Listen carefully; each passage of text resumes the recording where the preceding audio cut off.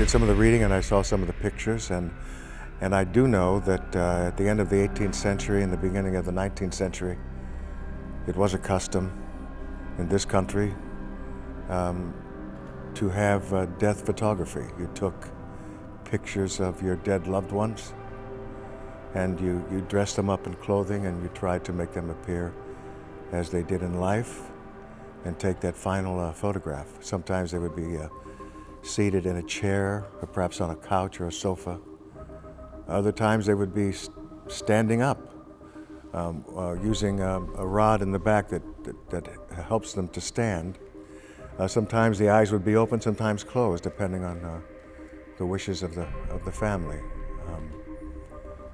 But it was a custom, and it was done quite commonly back in those days.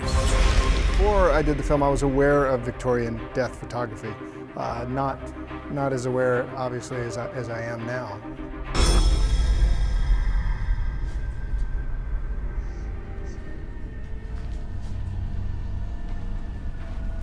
I didn't realize they actually killed people to do it.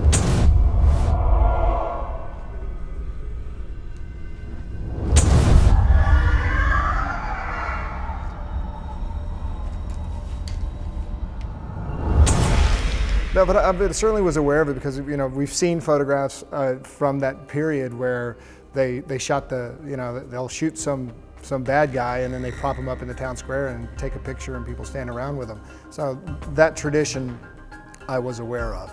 And it, you know, interestingly enough, we haven't seen anything centered around that storytelling wise. So that's a very cool thing.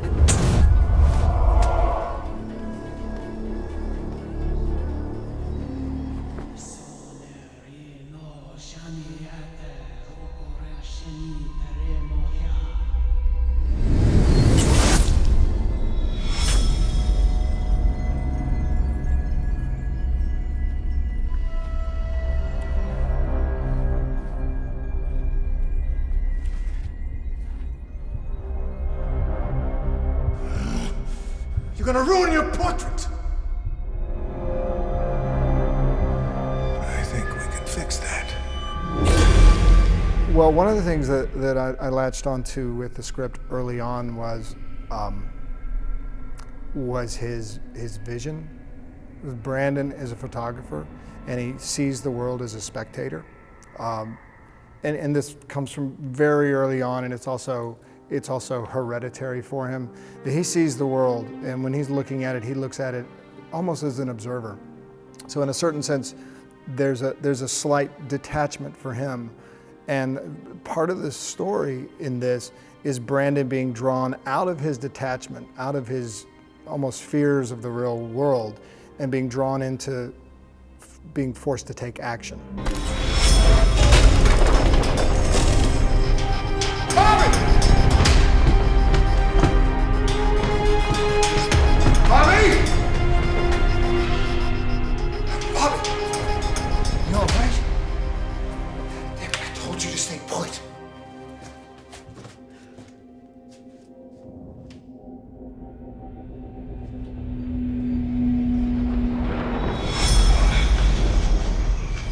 I see him behind the lens of a camera being pulled through it into the story.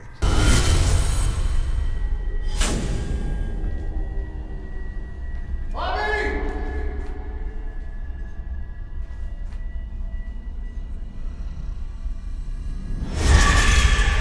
I read the script, I read the character, and just everything about the script and the character appealed to me, and I felt, you know, a certain, I was simpatico with it, you know. I felt a certain relationship there between myself and that character, and I knew, you know, it wouldn't be easy, but that's what I like, and it's worked out pretty well, I think.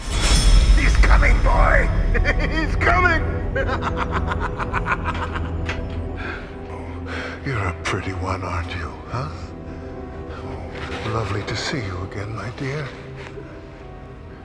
You don't remember me, do you, girl?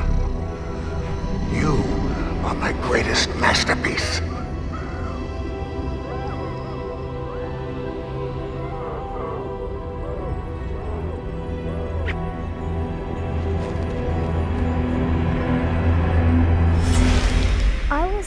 of disturbed a little bit when I read the script, because when I got the sides to the audition, it wasn't, when I read the actual script, it wasn't at all what it looked like on the sides. So it was a little interesting for me. I was like, whoa. What? And action.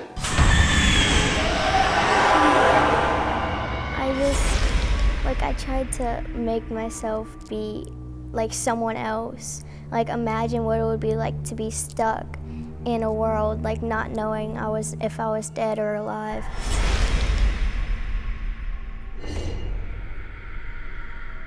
Where did you get that? Bobby, You've seen my son. he's my friend. It's like a whole new world. It's completely different. There's zombies over here, then torn up, twisted people over here, and then there's people like me just like, what's happening?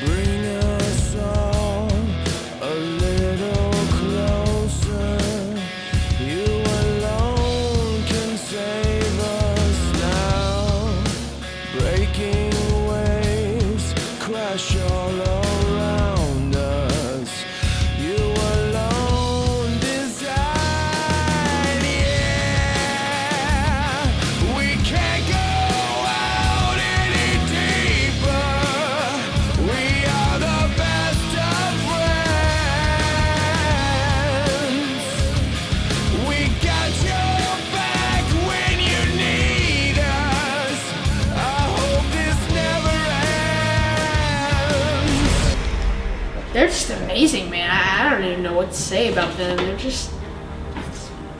They're amazing. I connected with them so well the first time I met them. I got them mixed up the first time I saw them. I'm like, hey, wait, didn't you just walk right by me? Wonderful. With those brothers, I'm having a great time. They're both very, very elegant. The production design of the one Booth brother is just extraordinary, and the direction and the writing of the other Booth brother is wonderful. And they both have an eye for what they want, what they want to see, and how they want it done. And they're great communicators, and a lot of fun to be around. So I recommend them very highly to anyone who wants to work in this business.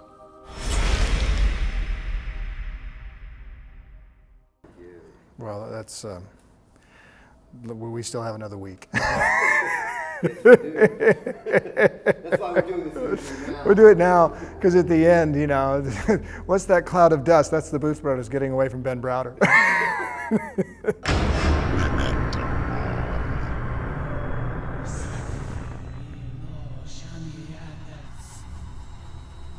Come on, don't be scared.